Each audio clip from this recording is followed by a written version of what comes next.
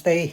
आज चाहिँ म चाहिँ नेपथ्यको पट टुरमा जाँदैछु कन्सर्टमा। मसँगै मेरा साथीहरू र भाइहरू पनि जाँदैछन्। आज हामीले ब्लग बनाउनेछौँ नेपथ्य टुरको।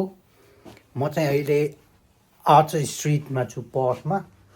यहाँबाट म बस चढेर सिटी जानुपर्छ र सिटी गएर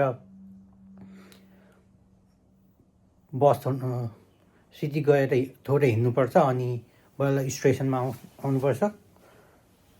त्यसपछि यहाँ चाहिँ म चाहिँ 8 बजे सो छ, 8 बजेको सो, 8 बजेदेखि कन्सर्ट सुरु हुन्छ। अहिले चाहिँ लगभग 7 बज्यो, 7 बज्न 2 मिनट बाँकी छ। त्यसपछि अब म एकछिनमा यहाँबाट हिँड्छु। बसको रुट चेक गर्ने बाँकी छ। नेपथ्यले धेरै वर्षदेखि तपाईँहरू समक्ष गीत गाउँदै आउने सौभाग्य पाएको छ। यसरी माया दिनुभएकोमा, नेपाली गीत सङ्गीतलाई माया गरिदिनु भएकोमा फेरि एकपटक धन्यवाद छ। नेपथ्यमा धेरैजना आउनुभयो 35 वर्षमा। धेरै कालखण्डमा धेरै मान्छेहरूले आफ्नो योगदानहरू दिएर जानुभयो।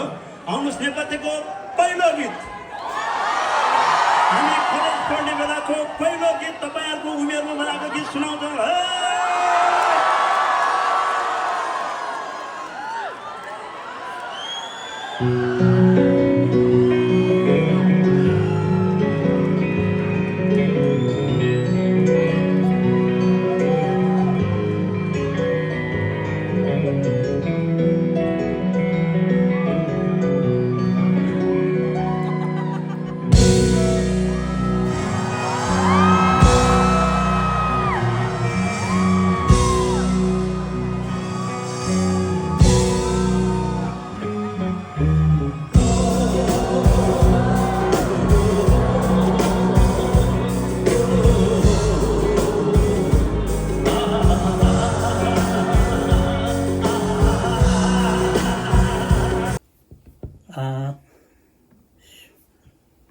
मेट्रो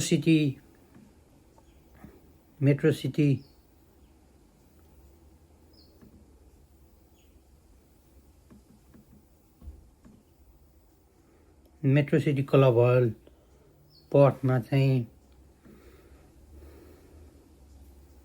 मेट्रो सिटी क्लब हल यहाँबाट लोकेसन कति छ?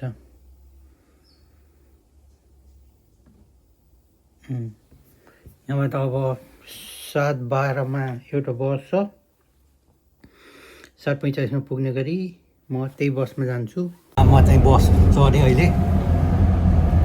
बसमा गर्नको लागि म बसमा छु। अब एउटा बस मिस गरेँ मैले 7:12 को। त्यही भएर अहिले चाहिँ 7:20 भयो।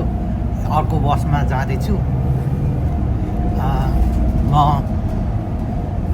मेरो बहिनीले फोन उठाएको छैन, थाहा छैन किन। एउटा बहिनी चाहिँ आउँदिन भनेको थियो। अनि अब चाहिँ अर्को एउटा भाइ चाहिँ आउँछ, भाइ र बहिनी चाहिँ आउँछु भनिसके।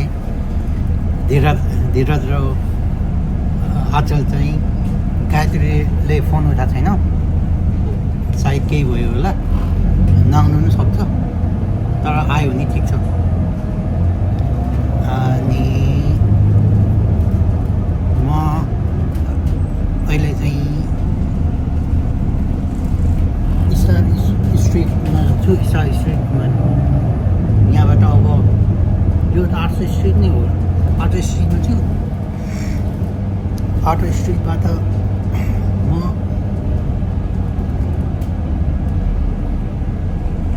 मलाई लाग्छ होला आधी घन्टा अब पुग्नको लागि, 31 मिनट जति। त्यसपछि फेरि भिडियो बनाउँछु।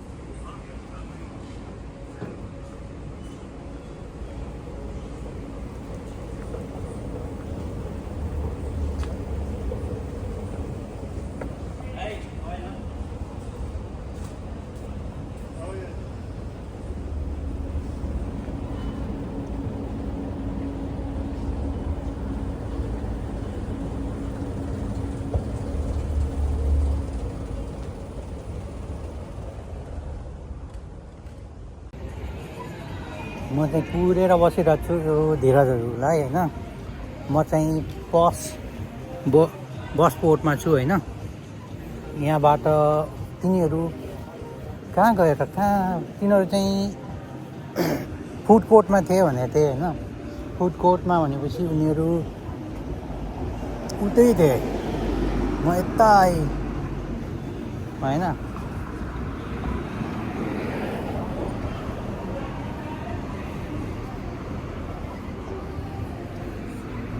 म आएँ ठ्याक्क ठाउँमा आइपुगेँ भनेको छन् होइन, तर आएको छैन नि त।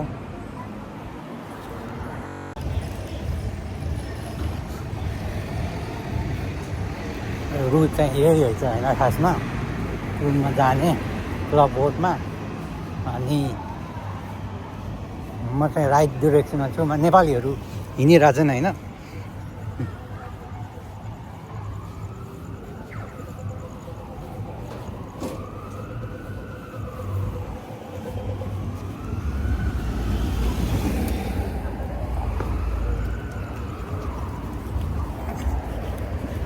ओके, चिटिङ गरेको यस्तो होइन। यसरी नेपालीहरू पारी त्यहाँ वरिपरि पार्टी ड्रेसमा हिँडिरहेछन् भनेपछि आज बाटै हुनेवाला छ।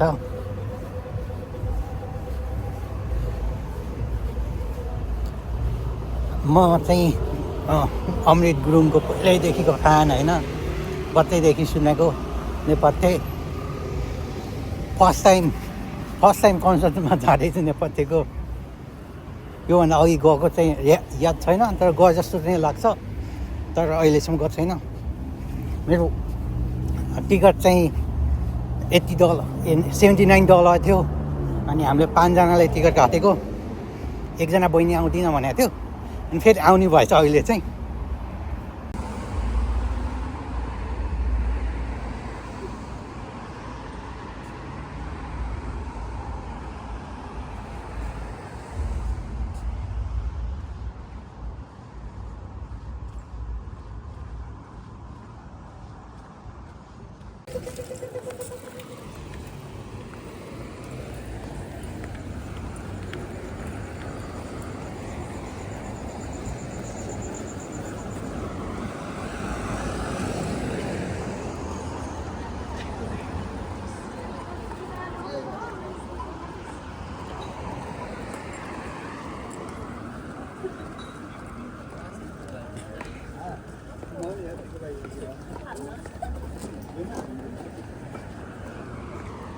यो चाहिँ लाइन रहेछ होइन। लाइन टन्ने लामो लाइन रहेछ। नेपाली दाइमा भन्दिनु बिर्सेन। ओके,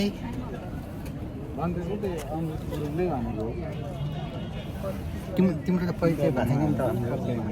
म त अस्ति नगरमा परिचय भइसक्यो। ए आएको है तिमी टिका लागेको ब्लग ब्लगर पनि हो तपाईँ? 20 जना सब्सक्राइबर छ। यस्तै त हो नि, सुरुमा एकजना हुन्छ, त्यसपछि 200 2000 ल यसो लाग्यो हो। धन्यवाद। यी 2 जना हो होइन। ल धन्यवाद। यिनी त आउँदैन भन्दै थिइन् होइन। कसरी आउँछ? ए ब्लग ब्लगमा आयो तिमीहरू भोलिपर्सि सेलिब्रेटी हुन्छ। सेलिब्रेटी चान्सेस हाई छ। आज भइसकिन्। मेडिया आएर इन्टरभ्यू लिएर गइसक्यो। कोही क्यामेरा आएर हाम्रो फोटो खिचेर कस्तो हामी छुट्टै खान्छ। टाइममा आउनुपर्छ। हामी छुट्टै खाम दाइ, हामी छुट्यौँ कि दाइको यहाँ भइरहेको क्या हो।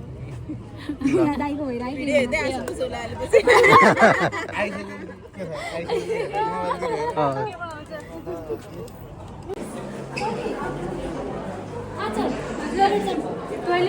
म त नजाने।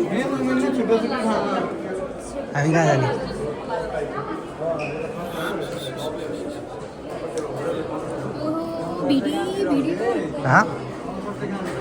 यता हो यता। ए छुट्टै हो र? होइन